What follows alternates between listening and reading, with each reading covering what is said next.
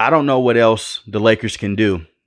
When you're up by 20 in the fourth quarter and you blow that lead and you lose that game against the Denver Nuggets and this team almost played perfect, there's nothing else that you can do. This team got swept last year in the Western Conference Finals, and it seems like they're going to get swept again. They should have had game 2 in the bag. They had that game 1 for the first 3 quarters of the game. Anthony Davis was moving around, looking like the best player on the court. LeBron James doing LeBron James things. D'Angelo Russell came out and played like a man possessed. He heard about all the people that were saying, hey, you should bench him. You can't play him. He's terrible. He came out and hit 7 threes. For context, he only had 8 threes in the entire series in the Western Conference Finals last year. And he hit 7 threes in this game. D'Angelo Russell played phenomenal. He was great in this game.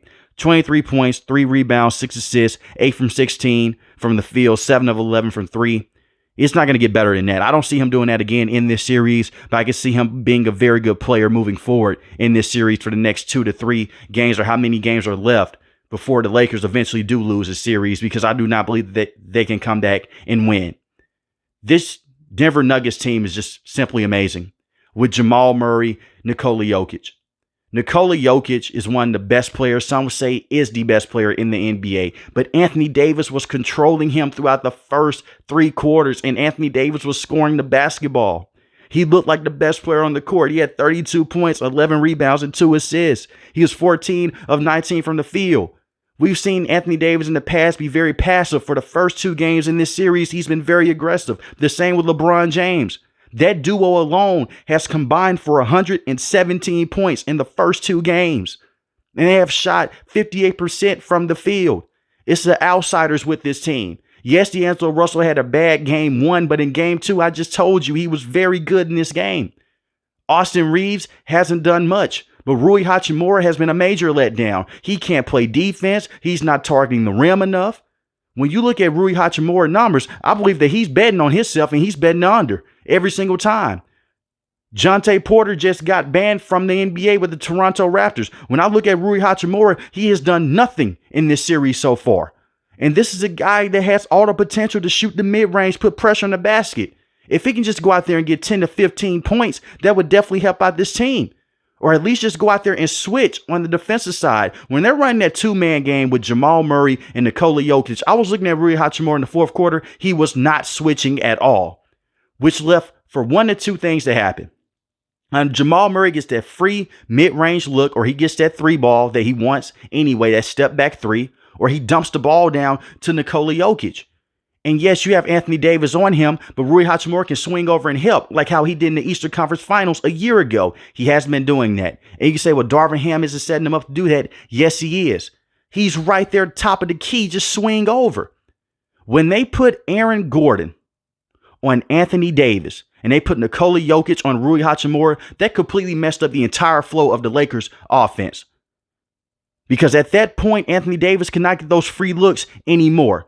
Then they were starting to trap LeBron James and Anthony Davis. And they'll dump the ball out to D'Angelo Russell. Rui Hachimura has been a major liability because he can't hit the 3 ball. Rui Hachimura was 0 for 2 from 3. It's just ridiculous. This is a kid that has all the potential. I see why the Washington Wizards traded him to the Lakers. All that potential for nothing. LeBron James could have been more aggressive in the third quarter when they had KCP on him. They switched Kentavious Caldwell-Pope on him, but he was just trying to throw the ball to open guys on the court, and it worked for the first couple of minutes. Then after that, the turnover started to hurt this team.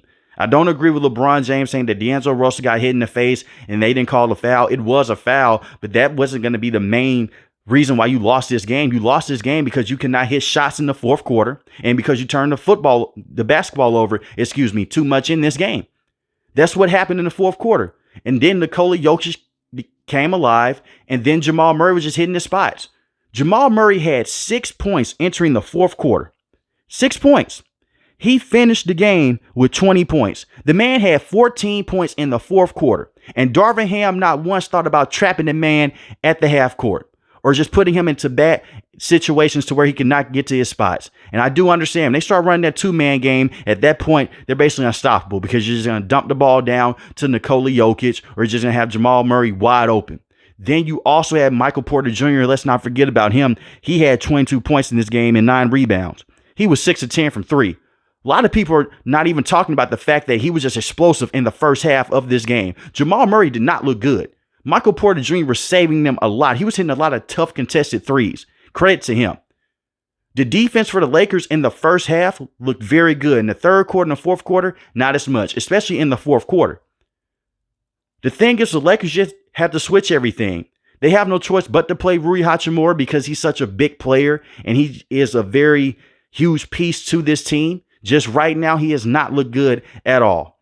Then you also have some other players that come off the bench that you want to see more out of. Gabe Vincent had a very good game against the New Orleans Pelicans. In 15 minutes, he had 0 points, 1 rebound, 1 assist. He only put up 2 shots. You need to see more out of Gabe Vincent. It's the reason why the Lakers signed him. They didn't sign him for him to just be this regular season hero.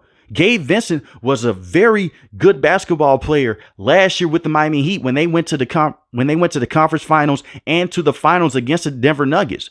And Gabe Vincent was a baller. We haven't seen that. And I do understand that he was starting with the Miami Heat, but he knew when he took this contract with the Lakers, he wasn't going to be a starter. They need him to be that spark plug off the bench for when D'Angelo Russell does come out of the starting lineup or when he does go to the bench. Taurean Prince hit his 2 threes. He had a solid game. In 22 minutes, he was 2 for 3 from 3, 6 points, 3 rebounds, and he played solid defense as well. You're not going to get much from Spencer Dinwiddie either. I don't know why a lot of Laker fans are saying, what's Spencer Dinwiddie doing? Nothing. Because he's not meant to do anything on this roster. He's just a plug-and-play player. It's the reason why they signed him so late in the regular season. But you need to see more out of Gabe Vincent. I've been very disappointed with him. I've been very disappointed with Austin Reeves as well in the first 2 games. I'm not going to say that the Lakers are going to get swept. I do think that they will win a game in this series. They'll possibly win game 3 or game 4, but they're not going to win another game in Denver. That was a heartbreaking loss. With that game winner over Anthony Davis, that's pretty much it. Anthony Davis is more of a laid-back, calm player. Listen to how he reacted in that press conference.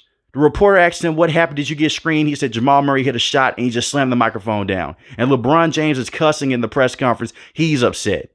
If LeBron James took a better shot instead of that 3-point shot that was so early into the shot clock, maybe we're talking about a different situation right here. I do understand why LeBron James did take that shot. It was a wide open 3. You live with that shot.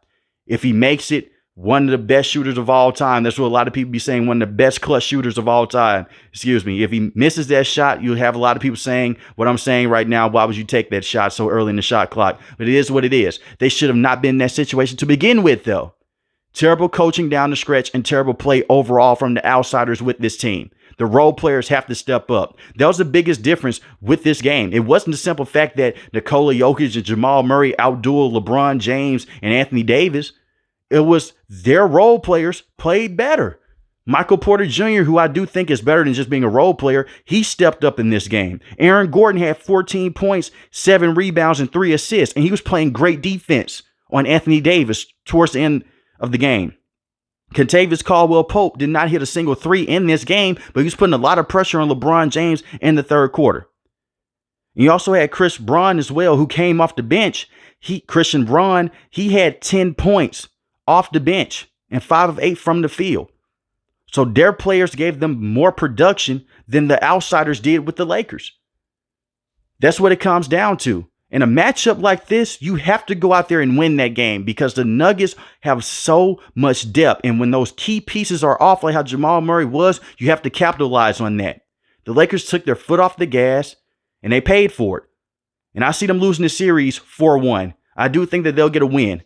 But let me know in the comment section below, how do you guys feel about the Los Angeles Lakers and what should they do moving forward? If you're new to the channel, hit the subscribe button. If you like the video, hit the like button. Most importantly, when each and every last one, guys, stay safe, stay positive. Thanks for watching the video, guys. God bless. Peace.